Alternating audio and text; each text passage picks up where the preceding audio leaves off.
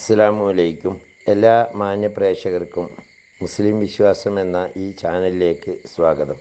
ഈ ചാനലിനെ കുറിച്ച് ഇതുവരെയും അറിയാത്തവർക്കായി കുറച്ച് കാര്യങ്ങൾ പറയാം. ഇത് ഇസ്ലാം മതവിശ്വാസികൾക്ക് മതത്തെക്കുറിച്ച് പ്രത്യേകമായി മതത്തിലെ കർമ്മശാസ്ത്ര വിധികൾ, അതുപോലെ പരിശുദ്ധ ഖുർആനിലെ ആയത്തുകളുടെ വിവരണങ്ങൾ, തഫ്സീറുകളെ അടിസ്ഥാനമാക്കിയുള്ള വിവരണങ്ങൾ, ഇസ്ലാമിക ചരിത്രങ്ങൾ, ഇസ്ലാമിക വിശ്വാസ സംബന്ധമായ കാര്യങ്ങൾ, ഒരു മനുഷ്യൻ്റെ തൊട്ടിൽ മുതൽ കട്ടിൽ വരെ എന്ന വിധത്തിൽ പരിശുദ്ധ ഖുർആൻ നിഷ്കർഷിച്ചിട്ടുള്ള നിയമവ്യവസ്ഥകൾ മുതലായവ അറിയാവുന്നവരെ കൊണ്ട് അറിയാത്തവർക്ക് പറഞ്ഞു കൊടുക്കാനുള്ള ഒരു വിജ്ഞാനവേദി എന്ന നിലയിലാണ് ഈ ചാനൽ മുന്നോട്ട് കൊണ്ടുപോകുന്നത്. നിരവധിയായ ഉസ്താദുമാർ ഇതിനു വേണ്ടി കണ്ടൻറ്റുകൾ നൽകി വരുന്നു. ആയതുകൊണ്ട് തന്നെ ഈ ചാനൽ ദീനി പ്രബോധനം എന്ന രീതിയിൽ ആരുടെയെങ്കിലും കയ്യിലെത്തിയാൽ അത് ഒന്ന് സബ്സ്ക്രൈബ് ചെയ്യുകയാണെങ്കിൽ കൂടുതലായിട്ടുള്ള വിവരങ്ങൾ നിങ്ങൾക്ക് ലഭ്യമാക്കുന്നതിനും, അതേപോലെ അത് ഷെയർ ചെയ്യുകയോ ലൈക്ക് ചെയ്യുകയോ ചെയ്താൽ കൂടുതലായ ആളുകളിലേക്ക് എത്തിക്കുന്നതിനും ഉപകാരപ്പെടും. അള്ളാഹു തൗഫീക്ക് നൽകട്ടെ. ഇനി നമുക്ക് വീഡിയോയിലേക്ക്. ഭൂമി 7 തട്ടുകളായിട്ടാണെന്ന്, അതുപോലെ ആകാശവും 7 തട്ടുകളായിട്ടാണ് സൃഷ്ടിക്കപ്പെട്ടത് എന്ന് നാം മനസ്സിലാക്കിയിട്ടുണ്ട്. അങ്ങനെ ഭൂമി 7 തട്ടുകളാണെന്ന് അനുമാനിക്കുന്നവരുടെ പക്കൽ ഒന്നാം തട്ടിനുള്ള പേര് റംക എന്നാണ്. ഈ തട്ട് സാധാരണ വായു നിബിഡമായതാണ്. രണ്ടാം തട്ട് കൽദ എന്ന പേരിൽ അറിയപ്പെടുന്നു. നരകത്തിലെ തേളുകൾ ആ തട്ടിലാണുള്ളത്. മൂന്നാമത്തെ തട്ട് ഗർഖ എന്ന് പറയും. നരകത്തിലെ ചിലന്തികൾ അവിടെയാണ്. നാലാം തട്ടിന് ജരീബ എന്ന് പേര്. അത് നരകത്തിലെ പാമ്പുകളുടെ അധിവാസ സ്ഥലമാണ്. മൽസ എന്ന് പേരായ 5-ാം തട്ടിൽ നരകാഗ്നി ജ്വലിച്ചുകൊണ്ടിരിക്കും. സിജ്ജീൻ എന്ന് പേരായ 6-ാം തട്ടിൽ അവിശ്വാസികളായ മനുഷ്യരുടെ ദോഷങ്ങൾ രേഖപ്പെടുത്തപ്പെട്ട ഏടുകൾ സൂക്ഷിക്കപ്പെടുന്നു. ഈ ഏടുകളിൽ നരകപ്രവേശനത്തിന് അർഹരായ ആളുകളുടെ പേരുകളും ലക്ഷണങ്ങളും രേഖപ്പെടുത്തിയിരിക്കുന്നതാണ്. അജീബ എന്ന 7-ാമത്തെ ഭൂമി തട്ടിൽ ഇബ്ലീസും അവൻ്റെ അനുയായികളും അധിവസിക്കുന്നു. കഅബുൽ അഹ്ബാർ റളിയല്ലാഹു അൻഹുവിനെ തൊട്ട് റബീ ബിൻ അനസ്, സൽമാൻ റളിയല്ലാഹു അൻഹു എന്നിവർ നിവേദനം ചെയ്തിട്ടുള്ള വിവരപ്രകാരം ഭൂമിക്കടുത്തുള്ള 1-ാം ആകാശം ജലമയമായതും അതിൻ്റെ പേര് റക്കിയ എന്നുമാകണം. അതിൻ്റെ മീതെ സ്ഥിതി ചെയ്യുന്ന 2-ാം ആകാശം വെള്ളിയോ വെള്ളമുത്തോ പോലുള്ളതും ദഫ്ലൂൻ എന്ന് പേര് വെക്കപ്പെട്ടിരിക്കുന്നതുമാണ്. ഈ ദഫ്ലൂനിനു മീതെ 3-ാം ആകാശം സ്ഥിതി ചെയ്യുന്നു. ഇരുമ്പ് പോലെയുള്ള ഈ ആകാശത്തിന് കൈറൂം എന്നാണ് പേര്. 4-ാം ആകാശം ചെമ്പ് പോലെയാണ്. അതിനു സൈഖ എന്നാണ് പേര്. 5-ാം ആകാശം സ്വർണം പോലെയും അതിന് ദഫ്ന എന്ന് പേരുമാണ്. മരതക തുല്യമായ 6-ാം ആകാശത്തിന് മാവൂൻ എന്നും, മാണിക്യം പോലുള്ള 7-ാം ആകാശത്തിന് അറബിന എന്നും ബറാക്ക് എന്നും പേരുകൾ പറയപ്പെടുന്നു. ആകാശങ്ങളെ ഇങ്ങനെ വിവിധ വസ്തുക്കളോട് സാമ്യപ്പെടുത്തിയിട്ടുള്ളത് മനുഷ്യർക്ക് അവയെപ്പറ്റി ഒരു സാമാന്യ അറിവെങ്കിലും ലഭിക്കാൻ വേണ്ടിയാണെന്ന് പണ്ഡിതന്മാർ പറയുന്നു. ആ വസ്തുക്കളാലാണ് ആകാശം സൃഷ്ടിക്കപ്പെട്ടിരിക്കുന്നതെന്ന് ഇവിടെ ഉദ്ദേശിക്കുന്നില്ല. സ്വർണത്തോട് സൂര്യനെയും, വെള്ളിയോട് ചന്ദ്രനെയും, വെള്ളക്കുതിരയോട് പകലിനെയും, കരിങ്കുതിരയോട് രാത്രിയെയും ആളുകൾ സാമ്യപ്പെടുത്താറുള്ള സ്ഥിതിക്ക് ആ ഒരു താരതമ്യ പഠനം മാത്രമേ ഇവിടെ ഉദ്ദേശിക്കുന്നുള്ളൂ. അർശിന് വാനലോകത്ത് 1-ാം സ്ഥാനവും നാം അധിവസിക്കുന്ന 1-ാമത്തെ തട്ടിന് ഭൂവിഭാഗങ്ങളിൽ പ്രഥമ സ്ഥാനവുമുണ്ടെന്ന് ഇബ്നു അബ്ബാസ് റളിയല്ലാഹു അൻഹു പറഞ്ഞിട്ടുള്ളതായി ഇബ്നു മുൻദിർ റളിയല്ലാഹു അൻഹു നിവേദനം ചെയ്തിരിക്കുന്നു. ഇവയെക്കുറിച്ചെല്ലാം ചിന്തിച്ചുകൊണ്ട് അള്ളാഹുവിൻ്റെ സൃഷ്ടി മഹാത്മ്യത്തിൽ വിശ്വാസമർപ്പിക്കുന്നതിനുള്ള പ്രചോദനങ്ങൾ പരിശുദ്ധ ഖുർആനിലും മറ്റും ധാരാളമുണ്ട്.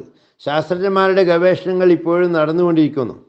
7 ആകാശങ്ങളെ സൃഷ്ടിച്ചുകൊണ്ട് അവയിൽ ഓരോന്നിലും അതാതിൻ്റെ കാവൽക്കാരെന്നോണമാണ് സപ്തർഷികളെ സ്ഥിതി ചെയ്യിച്ചിരിക്കുന്നത്. എന്ന് വെച്ചാൽ സുഹർ 7-ാം ആകാശത്തിലും, മുസ്തരി 6-ാം ആകാശത്തിലും, മിരീക്ക് 5-ാം ആകാശത്തിലും, ഷംസ് 4-ാം ആകാശത്തിലും, സുഹറ 3-ാം ആകാശത്തിലും, ഉത്താരിത് രണ്ടാം ആകാശത്തിലും ഖമർ ഒന്നാം ആകാശത്തിലും ഇങ്ങനെ കാവൽക്കാരാണ്. തശ്രീഖുൽ അഫ്ലാക്ക് മുതലായ ഗോളശാസ്ത്ര കൃതികളിൽ മേൽപ്പറയപ്പെട്ട സപ്തർഷികൾ ഉൾക്കൊള്ളുന്ന 7 ആകാശങ്ങളെ തുടർന്ന് 2 ഗോളങ്ങളെപ്പറ്റി കൂടി പ്രതിപാദിച്ചു കാണാം. അവയ്ക്ക് യഥാക്രമം ഫലക്കുൽ അഫ്ലാക്ക് എന്നും ഫലക്കു സവാബിത്ത് എന്നും അവർ നാമകരണം ചെയ്തിട്ടുണ്ട്. അവരുടെ പക്കൽ ഫലക്കുൽ അഫ്ലാക്കും ഫലക്കു സവാബിത്തുമാണ് അർശും കുർസിയും. എന്നാൽ ഇവയെല്ലാം ശാസ്ത്രീയ കണ്ടുപിടുത്തങ്ങളാണ്. കേവലം അനുമാനങ്ങളാൽ ഇത്തരം പ്രസ്താവനകൾക്കു ഖണ്ഡിതമായ രേഖകളൊന്നുമില്ല. 7-ാം ആകാശത്തിന് മീതെ പ്രകാശനിബിഡവും അതിവിസ്തൃതവുമായ ഉന്നത സ്ഥലങ്ങളുണ്ടെന്നും പല നിവേദനങ്ങൾ കൊണ്ടും സ്പഷ്ടമായിട്ടുണ്ടെന്നല്ലാതെ ആ സ്ഥലങ്ങളുടെ യഥാർത്ഥ സ്ഥിതി നമ്മുടെ കണ്ണുകൾക്കെന്ന പോലെ ചിന്താശക്തിക്കും അതീതമായിട്ടാണ് ഇരിക്കുന്നത്. അവ ആകാശഭൂമികളെ ആകമാനം ചുറ്റി പൊതിഞ്ഞ് ഇരിക്കുന്നതായിട്ടാണ് നിവേദനങ്ങൾ കൊണ്ട് കാണുന്നത്. ഫലക്കുസ്സവാബിത്ത് എന്നും ഫലക്കുൽ അഫ്ലാക്ക് എന്നും നാമകരണം ചെയ്തുകൊണ്ട് സൃഷ്ടികളിൽ വെച്ച് ഏറ്റവും വലിയവ അവ രണ്ടുമാണെന്ന് ഗോളശാസ്ത്ര പണ്ഡിതന്മാരും പറയുന്നു. അവർക്ക് മീതെ എന്താണ് ഉള്ളതെന്നതിനെപ്പറ്റി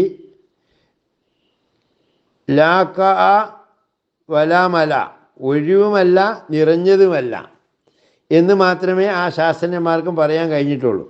ആകയാൽ മനുഷ്യൻ്റെ അനുമാനത്തിനും ചിന്താശക്തിക്കും ചെന്നെത്താൻ കഴിയാത്ത രഹസ്യങ്ങൾ ഉണ്ടെന്നുള്ള നിരുപാധികമായ സമ്മതമാണ് ഇവിടെയും നാം കാണുന്നത്. ആ യാഥാർത്ഥ്യം നാം സമ്മതിക്കണം. അത്തരം കാര്യങ്ങളിൽ വന്നിട്ടുള്ള നിവേദനങ്ങൾ സ്വീകരിക്കണം. യഥാർത്ഥ പരിജ്ഞാനം അള്ളാഹുവിന് മാത്രമേ ഉള്ളൂ എന്ന് സമ്മതിക്കാൻ മാത്രമേ നമുക്ക് നിർവാഹമുള്ളൂ. അർശിനെ പറ്റിയുള്ള പണ്ഡിതാഭിപ്രായങ്ങൾ ഇങ്ങനെ സംഗ്രഹിക്കാം. സൃഷ്ടികളിൽ വെച്ച് അതിവിസ്തൃതമായതാണ് അർശ്. അതിൻ്റെ കാലുകൾക്കിടയിലുള്ള അകലം 30,000 വർഷത്തെ വൈദൂരമാണ്. അർശിന് ദിനം പ്രതി 70,000 വസ്ത്രങ്ങൾ ധരിപ്പിക്കാറുണ്ട്. അത് അദൃശ്യമായിട്ടാകുന്നു സ്ഥിതി ചെയ്യുന്നത്. അതിനു ചുറ്റും 70,000 അണികളായി മലക്കുകൾ നിൽക്കുന്നു. ആ ഓരോ അണിയിലും 70,000 മലക്കുകളുണ്ട്. അവരെല്ലാവരും തക്ബീർ, തഹ്ലീൽ മുതലായ സ്തോത്രങ്ങളിൽ വ്യാപൃതരായിരിക്കുന്നു.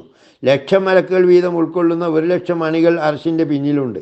അവരും സർവ്വദാ സ്തോത്രങ്ങളിൽ ഏർപ്പെട്ടു വരുന്നു.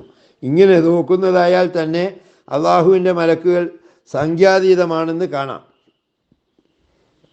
ആകാശം 12 ബുറൂജുകളായി എന്നുവെച്ചാൽ രാശികളായി വിഭജിക്കപ്പെട്ടിരിക്കുന്നു. ഈ ബുറൂജുകളെ പരിശുദ്ധ ഖുർആനും സൂചിപ്പിക്കുന്നുണ്ട്. ബുറൂജുകളുള്ള ആകാശമാണ് എന്നൊരിടത്ത് സത്യം ചെയ്യുന്നതും ആകാശത്തിൽ ബുറൂജുകൾ നിർമ്മിച്ച അള്ളാഹു എത്ര കാരുണ്യവാനാണ് എന്ന് മറ്റൊരിടത്ത് പ്രശംസിക്കുന്നതും ഇതിന് ദൃഷ്ടാന്തമാണ്. ഹസ്രത്ത് ഇബ്നു അബ്ബാസ് റളിയല്ലാഹു അൻഹു ഈ ബുറൂജുകളെപ്പറ്റി പറയുന്നത് ഇങ്ങനെയാണ്: നക്ഷത്രങ്ങളുടെ ഗ്രഹങ്ങളാണ് ബുറൂജുകൾ. 12 ബുറൂജുകളുണ്ട്. ഹംല്, സൗറ്, ജൗസ, സത്താൻ, അസദ്, സുബുലത്ത്, മീസാൻ, അക്രബ്, കൗസ്, ജദി, ദൽവ്, ഹൂത്ത് ഇവയാണ് ആ 12 ബുറൂജുകൾ. ഹമല് എന്ന് പറയുന്ന ബുർജ് ഒരു ആട്ടിൻകുട്ടിയുടെ ആകൃതി തോന്നുമാറി 23 നക്ഷത്രങ്ങൾ അടങ്ങിയിട്ടുള്ള ഒരു കൂട്ടം നക്ഷത്രങ്ങളുടെ ഇരിപ്പിടത്തെ കുറിക്കുന്നു. എന്നാൽ ആകൃതിയിൽ സഹായകങ്ങളായ വേറെ 5 നക്ഷത്രങ്ങൾ കൂടി ഇതേ രാശിയിൽ നിൽക്കുന്നുണ്ട്. ഇതേപോലെ മേൽപ്പറയപ്പെട്ട ഓരോ ബുറൂജിനും പ്രത്യേകം അടയാളങ്ങളും ലക്ഷണങ്ങളും പണ്ഡിതന്മാർ പറഞ്ഞിട്ടുണ്ട്. സൂര്യനൊരു പ്രത്യേക സഞ്ചാരവൃത്തം നിശ്ചയിക്കപ്പെട്ടിട്ടുണ്ട്. അതിന് ദായിറത്തുൽ ബുറൂജ് എന്ന് നാമകരണം ചെയ്യപ്പെട്ടിരിക്കുന്നു. സൂര്യൻ ഈ വൃത്തത്തിൽ ഒരു തവണ ചുറ്റി വരുന്നതിന് 1 വർഷം വേണ്ടി വരുന്നു. ആ വാർഷിക ചലനവൃത്തത്തെ 12 അംശങ്ങളാക്കിക്കൊണ്ട് ആ ഓരോ അംശത്തിനുമാണ് ബുറൂജ് എന്ന് പേര് നൽകിയിരിക്കുന്നത്. ആ 12 രാശികളിൽ ഉൾപ്പെട്ട സൂര്യസഞ്ചാര വൃത്തത്തെ ശീതോഷ്ണ സ്ഥിതി മാറ്റങ്ങളെ ആരോപിച്ചുകൊണ്ട് 4ആയും വിഭജിച്ചിട്ടുണ്ട്. ആ 4 വിഭാഗങ്ങൾക്ക് ഋതുക്കൾ അഥവാ കാലാവസ്ഥകൾ എന്ന് പേര് പറയാം. വസന്തം, ഗ്രീഷ്മം, ഹേമന്തം, ശിശിരം എന്നിവയാണ് ആ 4 ഋതുക്കൾ എന്ന് മലയാളത്തിൽ നമ്മൾ പറയാറുണ്ട്. ഇവയ്ക്കെല്ലാം ആദ്യവും മധ്യവും അന്ത്യവുമുണ്ട്. ആ വ്യത്യാസങ്ങൾക്കനുസൃതമായി കാലാവസ്ഥകൾ മാറിക്കൊണ്ടിരിക്കും. സൂര്യൻ അതിൻ്റെ സഞ്ചാരപഥത്തിൽ ഒരു തവണ ചുറ്റി വരുന്നതിനിടയ്ക്ക് 12 തവണ ചന്ദ്രനുമായി സമീപിക്കുന്നുവെന്നും ആ നില നോക്കിയാണ് സൂര്യസഞ്ചാര വൃത്തത്തെ 12 ബുറൂജുകളായി അംശിച്ചിട്ടുള്ളതെന്നും അഭിപ്രായപ്പെടുന്നവരുണ്ട്. ഏതായാലും ഇവയെല്ലാം ശാസ്ത്രീയ അഭിപ്രായങ്ങളും കണ്ടുപിടുത്തങ്ങളുമാണ്. മതവിശ്വാസങ്ങളുമായി ഇതിനൊന്നും യാതൊരു ബന്ധവുമില്ല.